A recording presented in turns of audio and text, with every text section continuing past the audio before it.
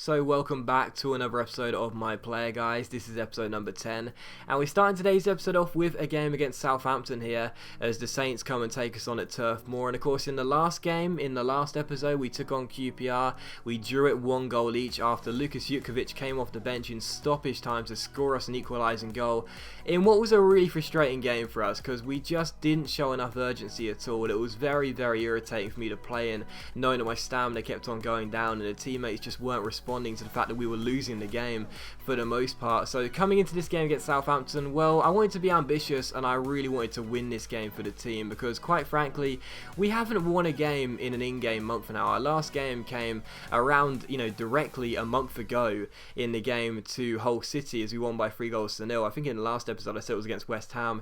It was actually against Hull, but even so, it's been a while since our last Premier League win. So coming into this game, I really wanted to see us grab the 3 points, and we did have a good chance early on with Ashley Barnes hitting the post there as he was played through. So a great chance for us to take the lead, but sadly it was still 0-0 as the woodwork was struck. And in the 19th minute here, Shane Long plays an absolutely superb ball out wide towards a former Burnley player, Jay Rodriguez, but he's denied by a good stop by Matt Gilks, and it's still goalless in this game. So very good save by Gilks, and it was still 0-0. And in the 24th minute here, as Morgan Schneider's putting me under pressure, I take it round and with a quick little step over, spread the ball out wide towards my man, who crosses the ball into the centre, and it's a fantastic header by myself past the goalkeeper and into the top corner, and I beat Toby Alderweireld in the air there. He's not a small centre back, he's 6'2" or 6'3", I do believe, I think the former, but even so, that's a fantastic leap and a great header into the back of the net, and we make it Burnley 1, Southampton 0. So perfect start to this game for us to take the lead despite Southampton having a couple of good chances there, and that was a pinpoint accuracy header there as I make it 1-0 to Burnley and get my 5th goal in the Premier League so far. So what a start to the season I'm having for Burnley as we do make it 1-0. And in the 29th minute here, as I fizz in across towards the centre, Ashley Barnes ends up hitting the bar of a header and it's behind for a goal kick. So still 1-0 in this game as Barnes hits the woodwork for a second time in the game. And in the 40th minute here, Southampton have themselves a free kick which is played short towards Rodriguez, and eventually the shot comes in and Jurisic makes it 1-1. And it was a really confusing goal for us to concede because I didn't know whether I made the mistake there, but I think I did because the shot gets taken. I seem to be getting in Matt Gilks' way a little bit. I mean, don't get me wrong, I know I'm probably being a little bit too critical of myself here because if you're a goalkeeper playing at the top level and you're allowing that shot to somehow creep past you at that pace, I don't really understand how you should be blaming anyone else but yourself for that one.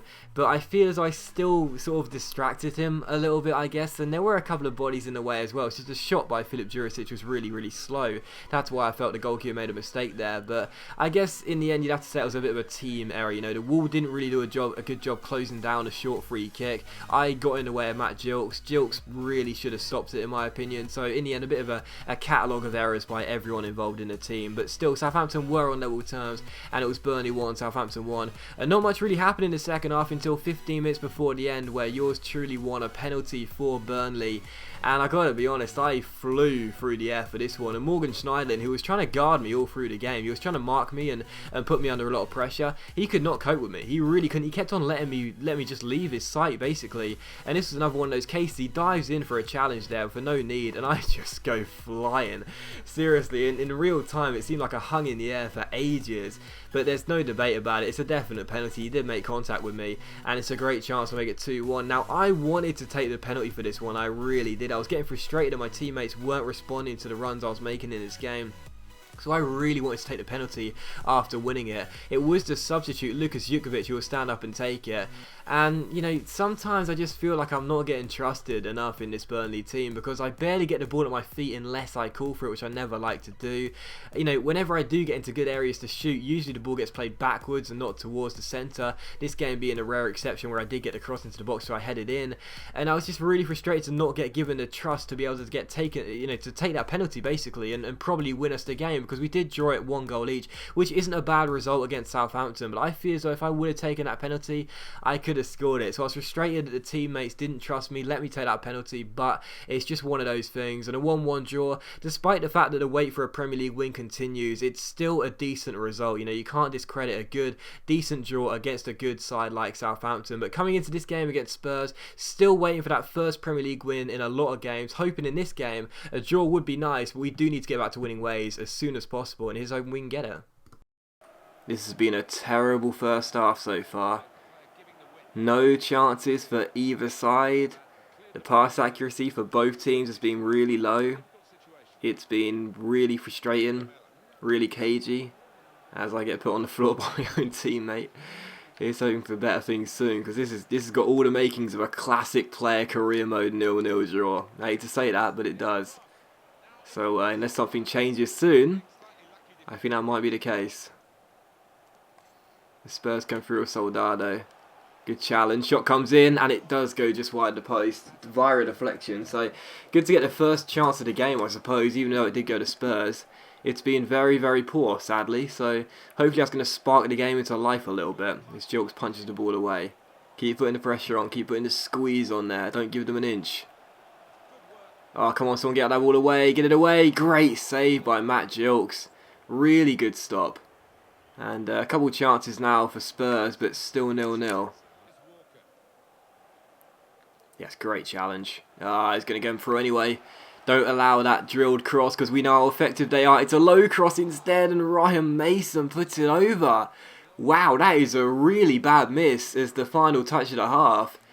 I swear that was like an open goal from about 5-6 yards out. How on earth did he miss that? Dear oh dear, still half-time at White Hart Lane, still 0-0. What a terrible first half. I mean, we haven't had a single shot, I don't think. It's been very poor.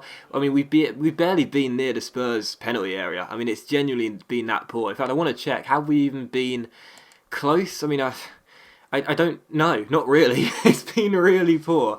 What a terrible, terrible first half. Look at that pass accuracy. That says it all. Let's sort this out in the second half.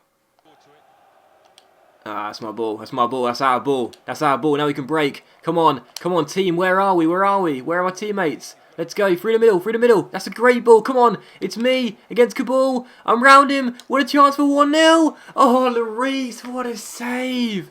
What a save by Lloris. That's one of our first attempts in the entire game, if not our first attempt. Oh, that is a superb save. What a save. It's me taking the corner. Wow. I don't think I've ever taken a corner before as a player. In we go. Let's go. Go on, someone get on the head of that. No, that's a terrible corner. That's why I'm not taking the corner next time. Oh, still a chance, though. Still a chance. No. Oh, still a chance. Still a chance. Oh, it's a goal. Oh, it's gone in. I don't believe it. Oh, what a fantastic finish. I thought it went wide. Oh, what a goal by Arfield. And we have stunned White Hart Lane. We've barely been in the game at all. And we've grabbed ourselves a shot goal to take the lead. What a finish this was. I thought it went wide. Oh, that's a superb strike by Arfield. And it's 1-0, and undeservedly, we are 1-0 up here at White Hart Lane. We do not deserve to be leading this game, but we are. I forced the corner. My corner was terrible. But in the end, it doesn't matter. Arfield smashes it into the top corner. What a finish. I honestly thought that went wide there. Oh my goodness. Spurs 0, Burnley 1. I did not see that coming. Honestly, if you were going to say that we'd, get even close to Spurs' penalty area in the second half, based on the statistics of the first half, I would have laughed in your face. But to actually take the lead in this game, crazy. Now the question is, can we hold on? Maybe get ourselves a second goal? That would be superb. Come on, someone's got to get on the end of that. Oh, it's a wonderful ball inside, and Paulinho scored the equaliser. He's come off the bench, and he's equalised for Spurs about, 5 minutes after we scored? It's a superb little ball inside by Christian Eriksen. Who else? Obviously, he's going to play a great pass like that for Spurs. Christian Eriksen with a brilliant ball inside. And Paulinho scores. I think Jilks might be a little bit disappointed to not have got anything on that. It's pretty much straight at him. But at the end of the day, it was a lovely ball by Eriksen, and Paulinho's strike was quite ferocious. So Spurs back on level terms. They don't deserve to be trailed in this game, so I guess justice is done. Can you say that? It certainly deserved that Spurs are back on level terms, though. That's for sure. 1-1. Come on, someone put pressure on him there. Don't just allow Christian Eriksen to turn. He's already got one assist. You don't want to give him another one. Keep putting the pressure on there. In it goes. It's off the bar. I thought he scored. I thought Vlad Kirikes scored and he hits the bar. Oh, Kabul! Oh my goodness. I swear we could nick this on the counter attack if we get a little bit of luck. What a chance for Spurs. In goes the free kick. I tried to get the header away and ended up just shouting at the ball. Paulinho, good challenge. Oh, who's it going to come to? Oh, Kirikes again up there. Oh, the flag's up for offside. It wouldn't have counted anyway. Oh, no, actually, did it go behind for a goal kick? Was that a goal kick? Yeah, goal kick. Oh, wow. 5 additional minutes to hang on to this point as Spurs put the pressure on with Lamela finding Kyle Walker. Etienne Capoue inside the area. He shoots. It's a fantastic save by Gilks. What a stop there. Well done, Matty Gilks. I think maybe he could have saved the goal that Paulinho scored, but that was a fantastic save to redeem himself, if nothing else. In comes the corner. Gilks flaps at it, but we get it away. And I think we're going to hang on for the draw now. We've had most of the in-game minutes, I think. I'm pretty sure we have. Still, Spurs keep the chance alive with Etienne Capoue finding Kyle Walker. Here's Christian Ceballos.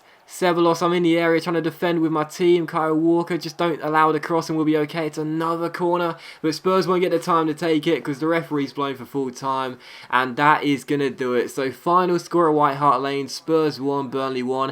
I have to say, a pretty credible draw in all honesty. I mean, the wait for a Premier League win continues, but we'll take the draw. It's not too bad of a result, especially as we're away at a very decent side like Spurs, and when you consider the fact that the first half, we barely even got near the Spurs penalty area, I think we have to take that in all honesty. I don't really feel like I played well at all. I don't deserve any plaudits for that game. I was pretty poor in all honesty. Whenever I had the ball, I was nowhere near where I wanted to be. I didn't really want to call for it too much, and to be honest, the team didn't do a great job offensively, but defensively, I think Gilks made a couple of good saves and late on, and I feel as though a point, even though Spurs did, have more shots, I still feel as though a point isn't too undeserved for us, and we'll take it. We'll take the draw. Still, in the next episode, we'll come back. We'll have games against Newcastle and Liverpool as well, potentially Manchester City, but probably just these two. Regardless, though, thank you very much for watching today's episode of My Player, guys. Really hope you enjoyed it. If you did enjoy the episode, then please leave a like, and I'll see you for the next episode of My Player very soon.